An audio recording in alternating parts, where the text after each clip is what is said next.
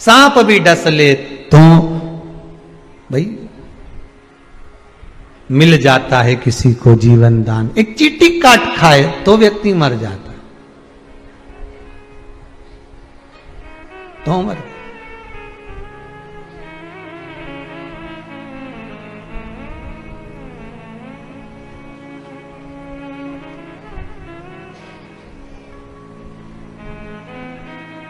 एक इंदौर की घटना है, हो गए होंगे 20 साल पहले, 15-20 साल पहले की, और ज्यादा समय ना हुआ होगा, 15 साल 10-15 साल से ज्यादा नहीं हुआ होंगे, 10-15 साल से। एक वहां पर इंदौर में एक बड़ा मॉल बना था सबसे पहला, बहुत पलासिया से वो वहां जाते हैं राजवाड़ा के लिए, तो वहां रोड पे एक बड़ा इधर साइड में बना था, उसको क्या कहते हैं, ट्रेजर आइलैंड वगैरह क्या बोलते हैं इंदौर में, जो भी बोलता, एक बड़ा मॉल बना था, अभी भी होगा वहां है। तो उसके सामने की घटना बहुत ध्यान दीजिएगा जरा। पति कहे मैं मॉल में से सामान लेकर आया, पत्नी का शरीर थोड़ा भारी था तो वो गाड़ी में बैठी रही, एसी चालू, कांच लगा हुआ। अब तो इंदौर में ये गाय बैल कुछ मिलते नहीं है, उस समय पर वो कांच के अंदर बैठी अपना बढ़िया मोबाइल चला रही, पति सामान लेने गया।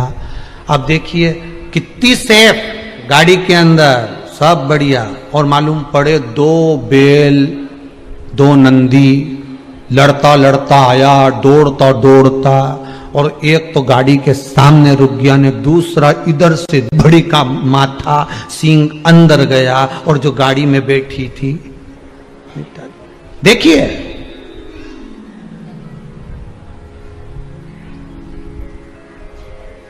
मृत्यु का कोई ठिकाना नहीं, समय घड़ी पल क्षण सब निश्चित है। आपके अच्छे समय का भी कोई आएगा, समय घड़ी पल भगवान लिखा है, दुख टालने का भी समय भगवान लिख कर रखा है। हमारे यहां सीधी सीधी भाषा में कहते हैं घोड़े के भी दिन फिर जाते हैं। घोड़ा मतलब कचरा घर, कचरे घर के भी दिन फिर जाते हैं। जहां लोग कचरा फेंकते थे वहां पे बिल्डिंग बन जाती है, कुछ सालों बाद बिल्डिंग बन गई। तो जब वो जहां कचरा फेंकते थे वहां मकान बन गया, बिल्डिंग बन गई। जिस प्लांट में तुम्हारा गंदा पानी जाता था वहां मकान बन गया, इतना जोरदार बना। तुम्हारे अड़ोस पड़ोस में देखो क्या जोरदार बन गया। तो जहां कचरा फेंकते थे, झाड़ू लगा के सारा सामान फेंक के आते थे, नहीं सारा कचरा में पड़ा रहता ना, वहां जोरदार बंगला बन सकता है। तो अपने हृदय में, अपनी चित्तवृत्ति में, अपने दिल में ये बात उतार कर रखना कि कितना भी दुनिया कचरा पटक दे और कितना भी दुख मिल जाए, एक ना एक दिन बंगला तो बन ही जाएगा, यह पक्का है। घोड़े के भी दिन फेर देता है वो देव अधिदेव महादेव। दुनिया कचरा फेंक रही है, उस प्लांट का भी दिन फिर जाता है, बंगला बन जाता है, उसकी भी कीमत बढ़ जाती है एक दिन। तो उसने तुम्हें पैदा करा है, उसने जन्म तुम्हें दिया है, माता के गर्भ से तुम पैदा हुए हो, और उस परमात्मा ने तुमको जन्म दिया है, तो क्या तुम्हें ऐसे ही छोड़ देगा? दिन तो तुम्हारे भी फेरेगा रे।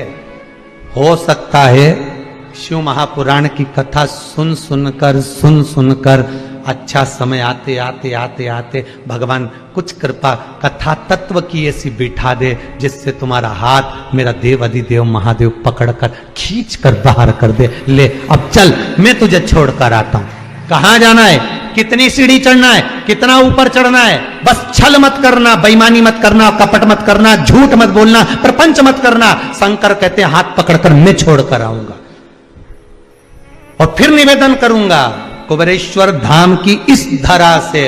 आप शिव पुराण की कथा सुन रहे हो, इस भूमि का प्रताप ही कुछ दूसरा है। इस भूमि से जहां से आप कथा सुन रहे हो, सारे तीर्थ गए होगे माना, सब जगह गए होगे माना, पर बाबा जब ये लॉकडाउन हटा दे, इस भूमि पर अभी शिव नहीं बैठा, पर यहाँ का जो हृदय का सुख होगा वो शंकर ही दे सकता है। आपकी कामना वही पूर्ण कर सकता है। इस भूमि पर आने के बाद छल नहीं, कपट नहीं, बेईमानी नहीं, प्रपंच नहीं और झूठ नहीं, इस भूमि से जो मिलेगा वो आपका जीवन सार्थक कर सकता है। आस्था चैनल पर कथा सुन रहे हो, इस भूमि से सुन रहे हो, आपका जीवन सार्थक हो सकता है। बस कुछ पल, कुछ घड़ी, कुछ क्षण, 3 घंटा जब कथा सुनो, चित्त वृत्ति शिव में लगा लीजिए।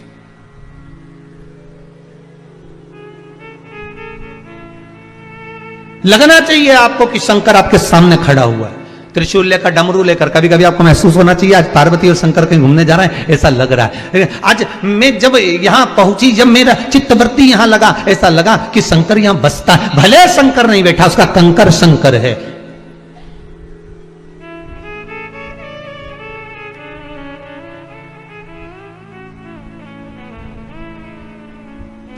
पिछले लॉकडाउन से लेकर ये लॉकडाउन से लेकर कितने साल, 1.5 साल, 2 साल होने वाले हैं, लगातार शिव महापुराण की कथा इस भूमि से चल रही है। तो ये भूमि का भी तो कोई प्रताप होगा जो लगातार इस भूमि से वाणी निकले और बाबा ग्रहण करे।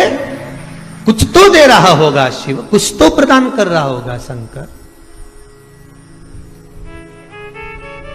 दिल दीजिए, भगवान को कुछ नहीं चाहिए तुमसे। तुम्हारे ये फूल ने, माला ने सब धरी की धरी रह जाए, कई मतलब कि हम तो सीधी सीधी बात कहें न, 50 रुपए की माला लेके आओ, थोड़ी देर महाराज जी के पिनाओ ने, पंडित जी तो 2 मिनट नहीं पहने बापड़ा, और यूं बस पिनाई ने उतार दी ने। 50 रुपए सब धरा की धरा उधर पड़ा हुआ, वो पड़ी कोना में, और 50 रुपए की माला मां धरी।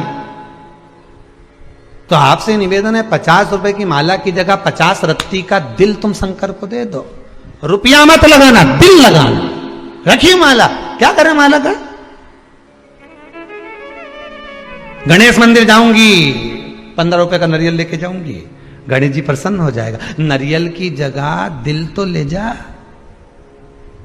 अब दिल चप्पल में छोड़ के जा रही है, नारियल लेके अंदर जा रही है।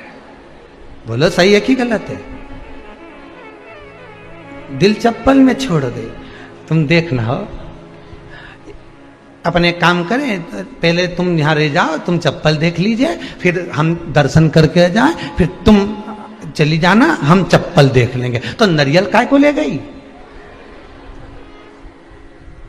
बस सियोर वाला महाराज यही बुरा बोले और लोगों को लगे कि सियोर वाला महाराज बुरा बोले। तो सीधी सीधी बात है, नारियल तो लेके अंदर जा रही है और दिल चप्पल में छोड़ जा रही है।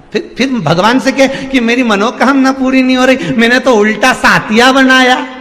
तो भगवान गणेश जी बोले सीधा कर दे, कहीं नहीं होने वाला, चप्पल में दिल छोड़ के आई थी। उल्टा सातिया बनाने की भी जरूरत नहीं थी तेरे को, तो तू अगर दिल यहां लेके आती तो नारियल नहीं भी लाती चल जाता, पर दिल तो लाती।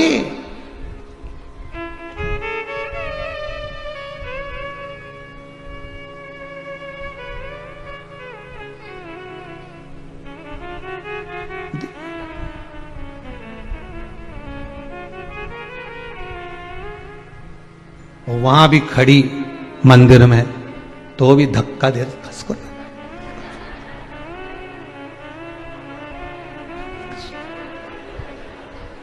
इधर हो जा, इधर देखिए।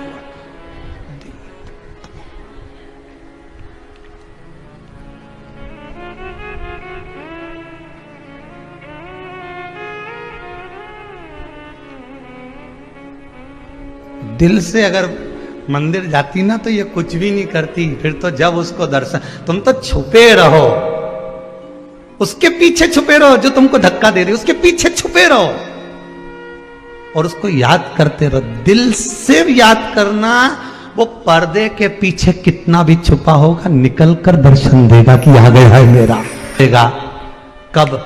2 क्षण में वो खींच कर आगे ले आएगा। उसको तो नजरें मिलाना है, मेरे लिए आया है, ये मेरे लिए आया है। जब तुम उसके लिए जाओगे तो वो भी तो बेचैन होगा आपसे मिलने के लिए। वो एक गीत की लाइन है, वो कहे तुझसे मिलने के लिए तेरी कसम, एक मुलाकात जरूर।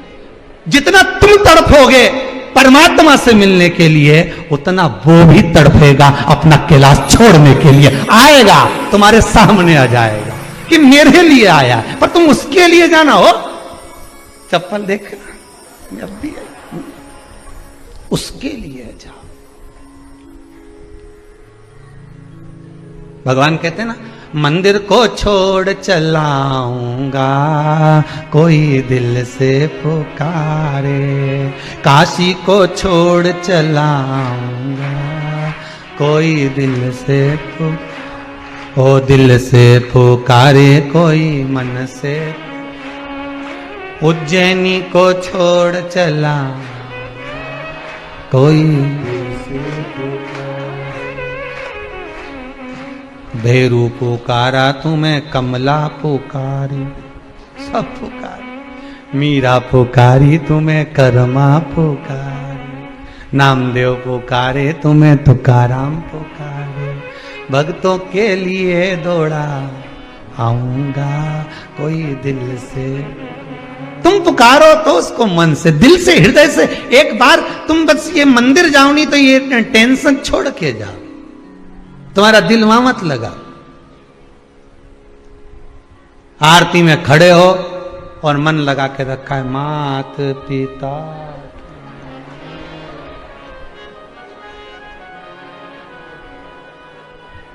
वो इतने में देख लिया गई तो आरती में कह रही शरण गऊ में किसकी, अब अपनी तो चली गई, अब किसकी ले जाओ। भगवान भी कह रहे आरती में खड़ी है, माता जी की आरती उतर रही, ने भगवान की आरती उतर रही, अब यहां ध्यान करे कि वहां ध्यान करे।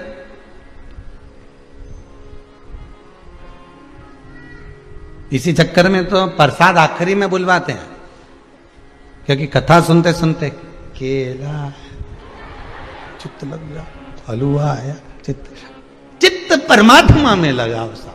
शिव महापुराण एक ही बात कहती है कि दिल भगवान को दे दो बस, फिर वो निपटे, फिर उसको निपटना। तुम एक बार हृदय लगाओ तो मोबाइल भी वही देगा और बैलेंस भी वही डलवाएगा। एक बार चित्त तो लगाओ उस परमात्मा से, सब कुछ कर देगा।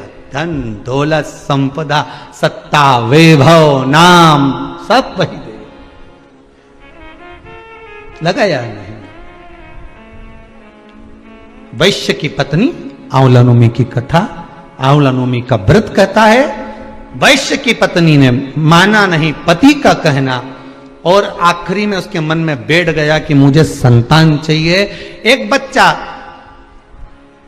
कुएं में पानी खींचने गया था अपनी माता के कहने पर, ये पीछे से जाकर अपना नाम बोलकर धक्का दे दी कि इसको मैं बलि देती हूं भगवान को, उसको, और मेरे घर संतान हो जाए। ये आ गई, आ तो गई, पर कुछ दिन बाद संतान तो नहीं हुई, पर पूरे शरीर पर कोढ़ हो गया, पूरा शरीर बेकार हो गया। जब शरीर टपकने लगा, गिरने लगा, पति से कहा मैं एक बात कहना चाहती हूं। बोलो क्या हो गया? जीवन में अगर दुख आए, तकलीफ आए, कष्ट आए तो तुमने पूर्व में जो पाप कर्म करा है उसका प्रायश्चित करिए। भगवान के मंदिर में जाकर, शंकर के मंदिर में जाकर निवेदन करिए, प्रायश्चित।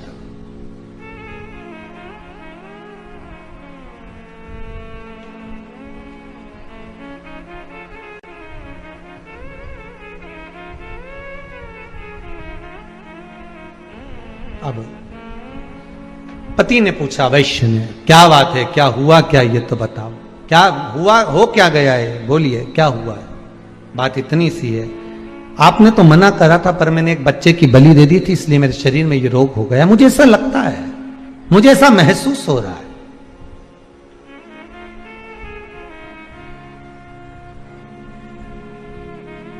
वैश्य ने कहा तूने मुझे पहले बताया नहीं, झूठ बोल रहे हो, छल कर रहे हो, प्रपंच कर रहे हो, कोई बात छुपा रहे हो, उसमें किसी की हानि नहीं, हानि अपनी है कि तुम अपनी जिंदगी में अपने पांव पर कुल्हाड़ी मार रहे हो, किसी दूसरे का कुछ नहीं होगा। पांव अपना काट रहे हो, कुल्हाड़ी अपने ऊपर मार रहे हो, जिंदगी पर मार रहे हो, बर्बादी के कदम तुम बढ़ा रहे हो, बिगड़ेगा कुछ नहीं।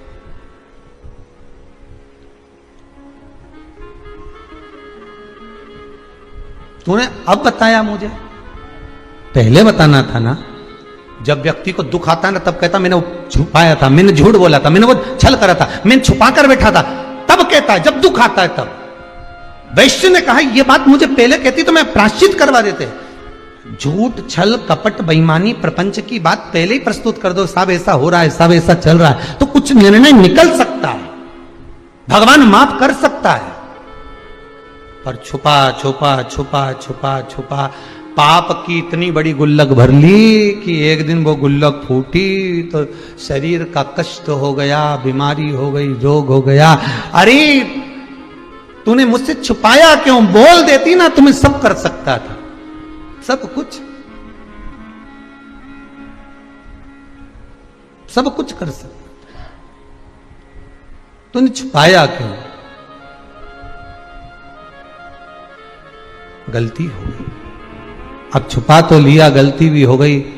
इसका प्रायश्चित तो कोई संत सदगुरु ही बता सकता है। गई, अकेली चली गई गंगा के घाट पर, गंगा मैया के तट पर बैठ गई और तट पर बैठकर गंगा जी का स्मरण करने लगी। मां मैं पापी हूं, मेरा पाप धो दे दो।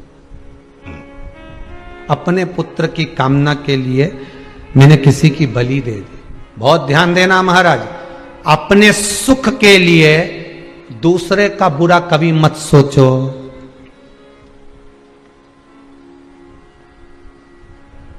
मैं इसको मूर्ख बना दूंगा, 2-4 लाख ले लूंगा, थोड़ा सा पैसा हाथ में आया, छू, आपने उसको मूर्ख बना दिया, आपने उसको बेवकूफ बना दिया। वो भोला था, आपने उसको सब कुछ बना दिया, पर आपने तो बना दिया, पर वो ऑनलाइन है, देख रहा है, सब कुछ खाते में मौका मिलेगा, उसकी लाठी में, उसके डंडे में थोड़ा सा समय लगता है, पर देता जरूर है। और जब वो देता है तो उठ नहीं पाता, उठ नहीं पाएगा। तेरे दरबार की बाबा निराली शान देखी है, तुझे देते नहीं देखा, पर झोली भरी वो देगा। अगर आपने प्रायश्चित कर लिया कि मैंने, हो सकता है मैंने कोई पाप करा हो, भगवान के मंदिर में जाके बोलने में जाता क्या?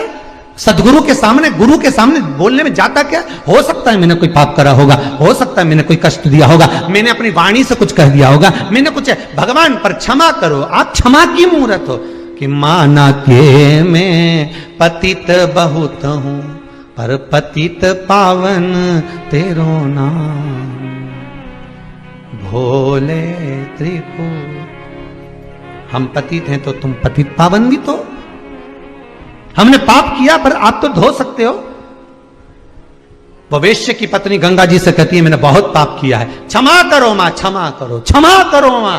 गंगा के जल में नहाती नहीं, बैठी रही घाट पर। वो वेश्या की पत्नी गंगा के घाट पर बैठी, पर गंगा को नहाया नहीं, गंगा का आचमन नहीं करा, बस सामने बैठकर रोज रोती है, प्रार्थना करती है, मस्तक रगड़ती है, मां क्षमा करो। गंगा एक स्त्री का रूप लेकर सामने प्रकट हो गई, हाथ में कमल का पुष्प था, लेकर आई। गंगा जी ने उसको दिया, देकर कहा तुम कौन हो? मैं वैश्य की पत्नी, मेरे घर में संतान नहीं थी, तो मैंने दूसरे के कहने पर, उन्होंने कहा था बलि देना पड़ेगी, मैंने बलि दे दी एक दूसरे के पुत्र की, और मेरा शरीर ऐसा हो गया। फिर कहूंगा अपने सुख के लिए दूसरे को दुख मत दो। किसी ने कह दिया तुम्हारा घर बांध दिया है, किसी ने कोई घूम घूम के बोल दिया, तेरे ऊपर टोना कर दिया, तेरे ऊपर ये कर दिया। उसको याद आया 15 दिन पहले मेरी जेठानी से लड़ाई हुई होगी, उसी ने करा होगा। गुरुजी कुछ ऐसा कर दो कि उसका मुंह ही बंद हो जाए। अब गुरुजी से कहो तो वो गुरुजी अपनी धर्मपत्नी का तो मुंह बंद नहीं कर पा रहे हैं,